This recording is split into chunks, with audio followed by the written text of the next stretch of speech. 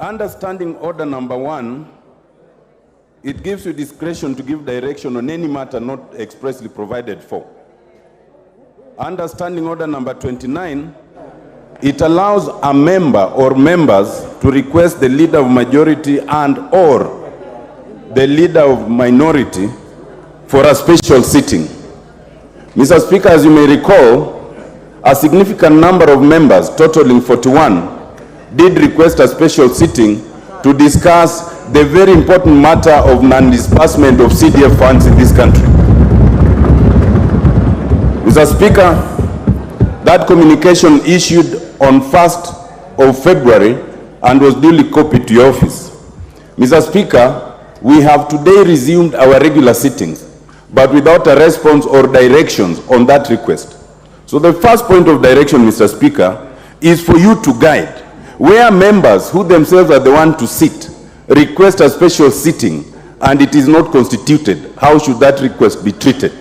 Mr. Speaker, secondly, your direction on another important thing. On the 5th of December 2023, Mr. Speaker, at the continued push by members, you did issue communication having been given information that the funds would be disbursed before the end of December. That was on 5th of December. It now appears, Mr. Speaker, that the Cabinet Secretary for Treasury may have misled our Speaker. Where a Cabinet Secretary who is answerable to this House misleads the leader of this House, how should we treat that? Mr. Speaker, I know that we are yet to constitute the House Business Committee. But, Mr. Speaker, this is an important matter where we need direction, because the directions that we are given or we take may well constitute our consideration of whether the House Business Committee has proposed is appropriate or not.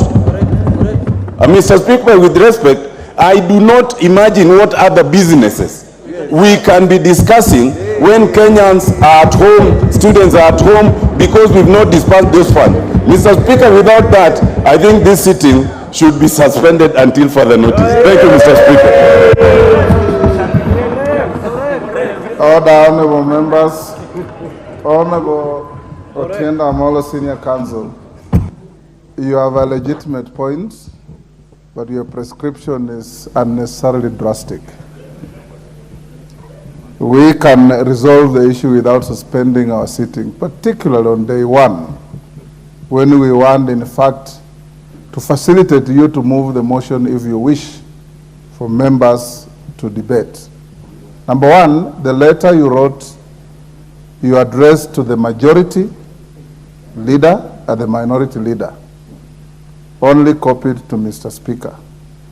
And it's those two leaders who would have then motioned the Speaker to call for a special sitting. None of them did.